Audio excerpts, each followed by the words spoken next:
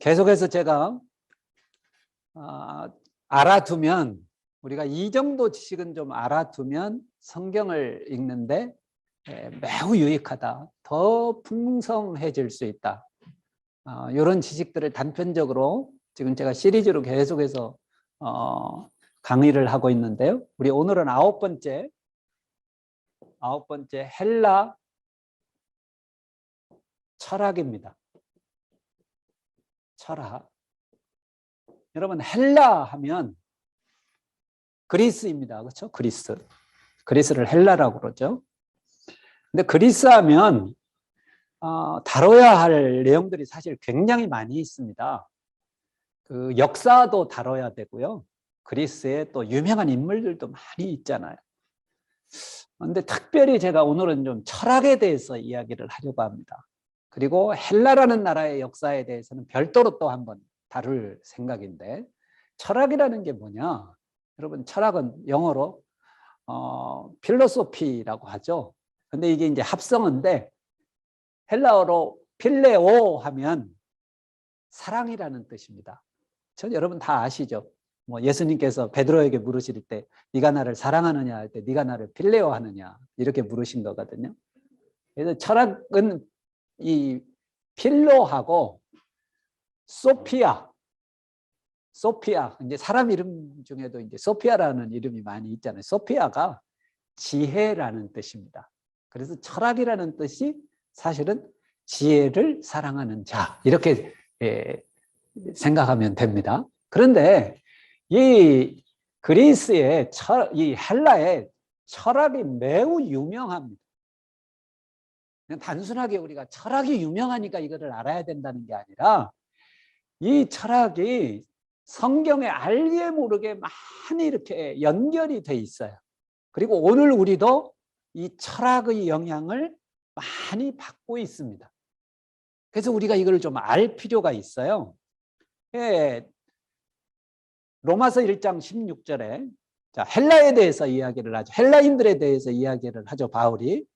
내가 복음을 부끄러워하지 아니하노니 이 복음은 모든 믿는 자들에게 구원을 주시는 하나님의 능력이 됨이라. 먼저는 유대인에게요, 그리고 헬라인에게로다. 이 헬라인, 그러니까 아마 이방인을 대표하는 의미로 이 헬라인을 사용한 것 같아요. 그리고 고린도전서 1장 22절에서는 유대인은 표적을 구하고 헬라인은 지혜를 찾으나. 자, 고린도전서 1장 22절입니다. 헬라인은 지혜를 찾는다 그랬어요. 철학이 지혜를 사랑하는 것이라고 그랬잖아요. 헬라인 하면 지혜를 찾는다. 바울이 이렇게 표현을 합니다. 자, 그리고 골로새서 2장 8절 같은 경우에는, 골로새서 2장 8절에는 누가 철학과 헛된 속임수로 너희를 사로잡을까 주의하라, 이렇게 이야기를 합니다. 철학이 우리를 유혹하고 속일까 주의하라. 이건 좀 부정적으로 이야기를 하죠. 그렇죠? 이 철학이 밀접하게 성경과 이렇게 연결이 되어 있는 게, 자, 이 그리스 철학은 예수님이 이 세상에 오시기 훨씬 이전부터 잘 정리가 되어 있었습니다. 자, 그런데 헬라 철학 하면 여러분들이 잘 아는 인물이 있을 겁니다. 오늘은 요 인물 3명의 사람에 대해서 짧게, 사실은 상식적인 거지만 그래도 한번 정리를 하려고 그래요. 여러분, 그리스 철학자 누가 있나요? 여러분들이 아는 사람? 소크라테스가 있습니다. 맞아요. 소크라테스입니다. 고대 철학자 하면 소크라테스 반드시 언급이 되죠. 두 번째, 또 누가 있나요? 소크라테스의 제자입니다. 플라톤이에요.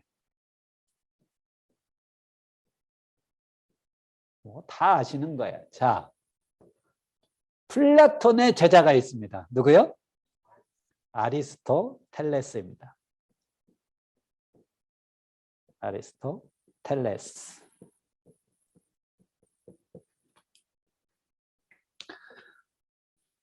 다 유명한 사람들이죠. 그런데 이 세 사람이 다 이렇게 연결이 돼 있어요.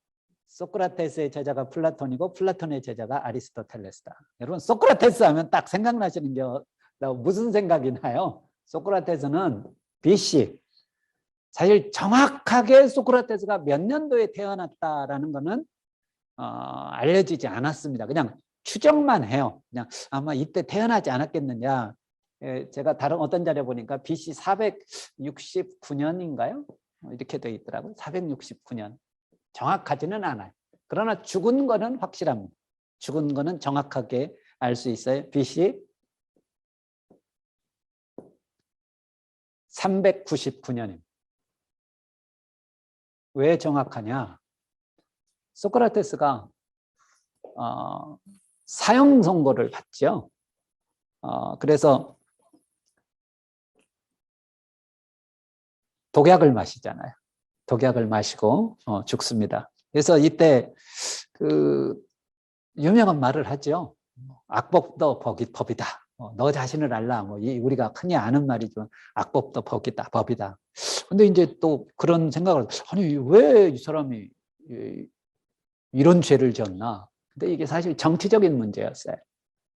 이제 이 그리스가 민주주의 파와 한마디로 이 귀족들 간의 어떤 그 충돌이 있었는데, 아마 소크라테스가 그 좀 민주주의에서 볼 때, 진영에서 볼 때는 조금 자기네들에 대해서 저항하는 것으로 이렇게 봤던 것 같아요.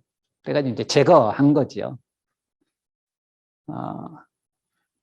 그래서 좀 가슴 아프게 그렇게 이제 처형을 당했습니다만, 이 소크라테스가 또 유명한 게 뭐냐면, 흔히 세계의 3대 악처 하면은 이 소크라테스의 부인이 들어갑니다. 3대 악처 중에 하나인데, 그 소크라테스의 부인 이름이 콘스탄트라고 하는, 콘스탄트가 아니라 크산티페라고 하는 사람이에요. 크산티페.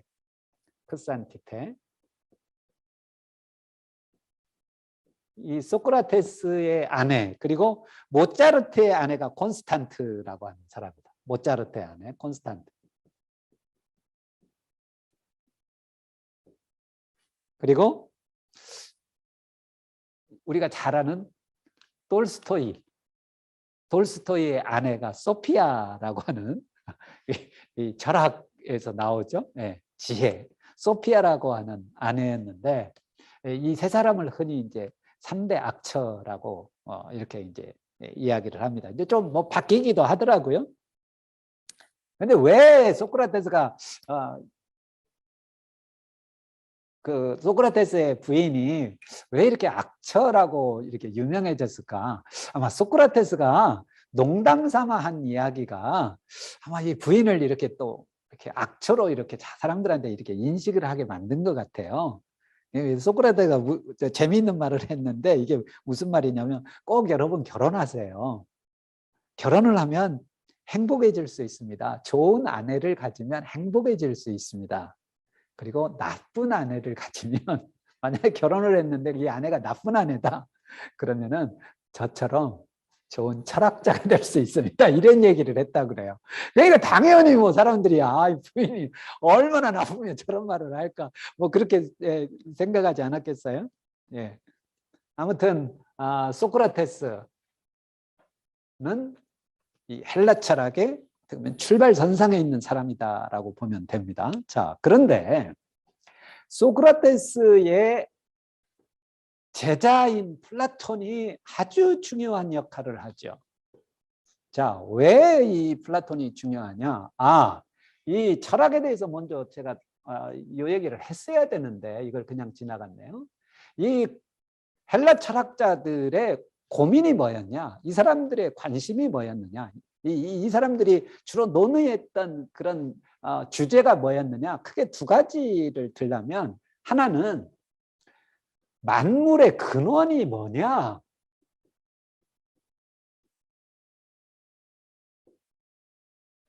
이게 굉장히 중요한 주제였습니다. 이거 생각하면은요, 이 시대의 철학자들이 지금부터 2500년 전 사람들 아니에요. 그런데 이런 고민들을 했다는 거예요. 만물의 근원이 뭐냐. 사실 성경은 이걸 맨 처음에 창세기 1장 1절에서 이야기를 하죠. 그렇죠? 태초에 하나님이 천지를 창조하시니라. 그래서 성경이 참 대단한 거죠. 근데 이 사람들이 성경을 믿었을 리가 없죠. 당연히. 그러니까 여러 가지 상상들을 많이 했습니다. 두 번째, 이 사람들의 고민이 뭐였냐? 이 철학자들의 고민이죠. 이 철학자들의 고민은 뭐냐면, 우리 진정 한마디로 우리에게 있어서, 우리 사람들에게 있어서 최고의 선이 뭐냐? 최고의 선. 그러면은 이게 그냥 뭐 선행을 이야기하는 건가? 그런 거보다는 우리 인생에서 최고, 한마디로 가치 있는 게 뭐냐? 의미 있게 사는 게 뭐냐? 재미있게 사는 게 뭐냐? 한마디로 얘기하면 행복이라고도 할 수 있는 거예요. 행복. 행복. 우리 인생의 가장 행복이 뭐지? 이거 주로 고민한 거예요. 이 사람들이요. 철학자들이. 이 두 주제를 가지고 늘 이제 토론을 했던 거죠. 근데 이 플라톤 때에 와서 플라톤이 무슨 말을 했냐면, 이제 플라톤이 어떤 이제 주장을 했냐면, 이게 굉장히 중요합니다, 여러분. 이게 오늘날에도 영향을 미치는 거예요. 이 사람들의 어떤 철학적인 사고가. 만물의 근원이라고 하는 문제에 대해서, 그리고 이거 이제 이것과도 이제 연결이 되는 건데, 여러 가지 이제 이야기를 하다가 플라톤은 이 만물의 근원, 이 우주의 어떤 이 세상의 구성이라고 그럴까요? 이거는 물, 불, 불, 공기, 흙, 이걸로 이제 구성이 되어 있다. 이제 이런 주장을 했습니다만, 나중에 이제 어떤 이야기를 했냐면 이데아론을 이야기를 합니다. 이데아. 중요한 거예요, 이게. 이데아. 이데아라고 하는 세계가 있는데 이 세계가 진짜다. 이 세계, 이 이데아라고 하는 세계에 있는 것이 진짜 본질이고, 우리 눈에 보이는, 실제로 우리 눈에 보이는 것은 사실은 이거는 그 이데아 세계에 있는 하나의 그림자에 불과한 거다. 우리 집사님 지금 계신데, 지금 집사님이 계시지만 진짜는 아니에요. 지금 있는 건 가짜인 거예요. 그림자인 거, 허상인 거예요. 진짜 본질은 어디에 있느냐? 이데아라는 세계에 있다는 거예요. 지금 우리가 생각하기에는 참 굉장히 좀 말도 안 되는 소리 같죠. 그런데 이 말을 다 그 당시 사람들이 너무 영향을, 플라톤이 그런 말을 해? 그런가 보다. 그렇게 받아들인 거예요. 여러분, 이렇게 되면 무슨 문제가 생기냐면은, 이 세상에 있는 것들이 그다지 가치 있는 것이 아닌 거예요. 육신? 별로 그다지 가치 있는 게 아니에요. 왜? 진짜 가치 있는 거는 이데아라고 하는 세계에 있는 거란 말이에요. 이게 이제 지나치게 가다 보면 우리 육체를 아주 하찮게 여기게 됩니다. 여기에서 나오는 게 뭐냐면, 여러분, 이원론이에요, 이원론. 이원론이 여기에서 나오는 거예요. 플라톤의 이데아론에서. 그리고 초대교회 때 초대교회를 위협했던 가장 큰 이단 중에 하나가 영지주의입니다. 영지주의. 영지주의도 이 영향을 받았다고 봅니다. 왜요? 이 영지주의자들이 주장한 건 뭐냐면, 육체는 중요하지 않다. 중요한 건 뭐냐? 우리 영이다. 영을 강조합니다. 그러니까 플라톤이 이데아를 이야기한 것처럼 여기서는 이제 영적인 것만 강조한 거예요. 그러니까 비슷한 구조란 말이죠. 그래서 플라톤이 미친 영향이 너무 큽니다. 소크라테스는 이게 쓴 책이 없어요. 소크라테스는 본인이 직접 책을 쓰지는 않고 이제 소크라테스가 한 말 누가 제자들이 이제 듣고 이것을 이제 기록해서 이제 남긴 것들인데 플라톤은 책을 많이 썼습니다. 30권이 넘는 책을 썼어요. 그리고 플라톤의 이제 제자들이 있는데 플라톤의 제자들이 플라톤의 영향을 받은 거죠. 이 플라톤의 제자들이 크게 에피크로스 학파가 있습니다. 에피크로스. 그리고 스토아 학파가 있습니다. 수백 년 동안 이 사람들이 플라톤의 영향을 받아서 나름대로 이제 자기들이 또 딱 이렇게 정리를 했습니다. 이 두 학파의 사람들이 사도행전에서 사도 바울이 아테네에 들어갔을 때 논쟁한 철학자들입니다. 이 사람들이 플라톤이 갖고 있었던 이런 이데아론, 뭐 이런 생각을 갖고 있던 사람들인데 바울이 느닷없이 딱 등장을 해가지고 무슨 얘기를 한 거예요?